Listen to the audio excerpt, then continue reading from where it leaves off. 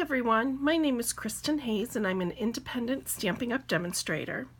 We're going to make a card today that looks like this, that has some nice masking on the side and some stamping over it, and I'm going to show you how to do that.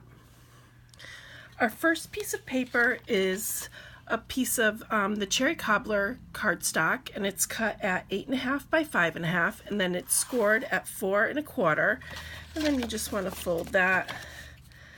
Give it a quick crease with your bone folder. Then the layering piece will be basic black, and that's 5 3/8 by 4 1/8. And then the piece that we're working with is going to be Whisper White, and that's cut at 5 1/4 by 4. So I'm going to start by lining up my Whisper White on, you can use whatever inches you want. I'm going to just start it at 6 inches, and I do that so I know exactly where it is. If it does tend to move, I put just a tiny bit of snail on the back to help keep it anchored while we're working with it. So then I have a piece of scrap cardstock, and you can use computer paper or scrap paper. I like the thickness of the cardstock because it helps from the edge lifting up a little bit and getting some of the color underneath where you don't want it. So I'm going to line this up at 1 1/2 inches in, so that'll be 7 1/2. And I'm just going to line it up here so we'll have a nice straight line. And then I'm going to anchor it with some washi. I'm going to add a little more washi so it doesn't move for me. Okay, so then we're going to start with our crushed curry. We're going to come in and start with the lightest color, and I always stamp off a little bit, or dab off a little bit before I go on to my paper, just because once it's on there, it's on, and you can always add more if it's not bright enough for you, but you can't take it away. So that's why I like to stamp off a little bit, just to make sure I'm not putting too much ink on it once. And I do tend to hold it a little bit even though we anchored it, just to make sure it's not sliding around too much. And then you do want to come down on this edge just to make sure you're going to have a nice crisp edge at the end. So we're going to do the crushed curry all around, and then we're going to come in with some pumpkin pie and do the same thing, only we're going to leave the middle. We're not going to sponge around there. Now, I like to use these sponge daubers. I have them all labeled, as you can see, with what color they are, and I keep them all filed so that I have them ready to go. But if you prefer, you can always use one of our sponges.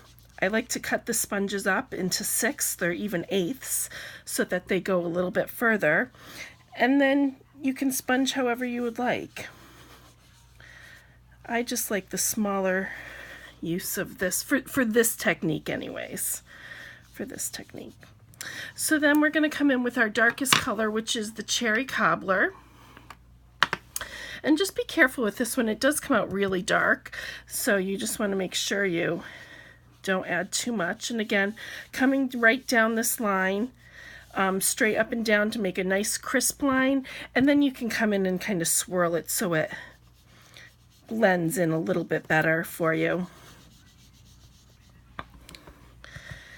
And we're just going to go right, oops, I didn't dab quite off as much as I wanted to, but that's okay, we'll blend that in. And then I'm going to give a little more pumpkin pie. I came in quite far this time with the Cherry Cobbler, but that's all right. Every time you do this, it's going to come out a little bit differently because you're obviously never going to sponge the same way twice. And then at the end, I'm going to come back in, whoops, with my crushed curry just to brighten up the middle again. So that's all there is to the sponging. We'll put that aside.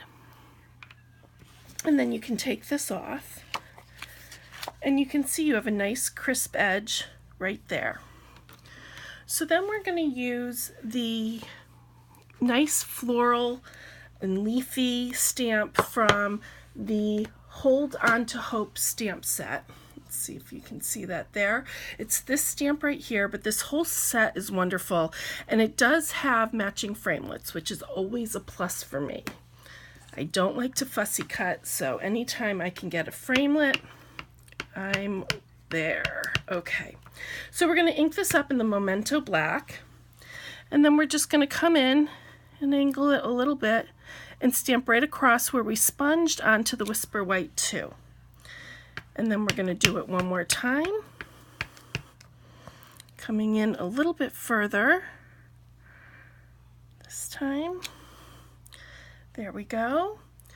And then the last stamping set that we're going to do is we're going to do the Thinking of You.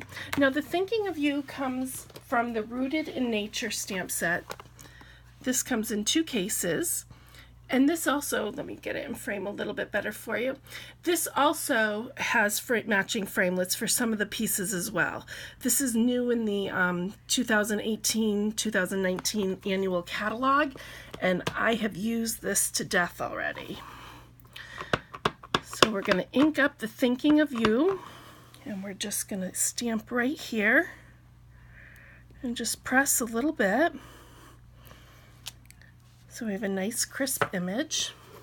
Then we're all done with the stamping, so we can put our card together. So you just want to be careful when you're lifting this, because we did use a little bit of snail to hold it in place, but it's on the back, so it won't make a difference. Then we're going to snail this up, or you can use whatever adhesive you would like. Mount it right on the basic black.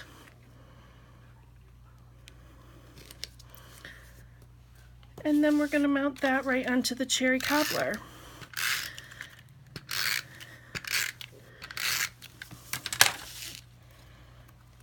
There we go. And here's our finished product. You can see, and then this was our original. It's a very simple card to do, but I think it's very striking with the sponging. It makes it look like you've put in a little more effort even than you did. So if you'd like to place an order with me, or if you're not working with a demonstrator already and would like a catalog, please contact me. My information will be listed below. Thank you so much for watching.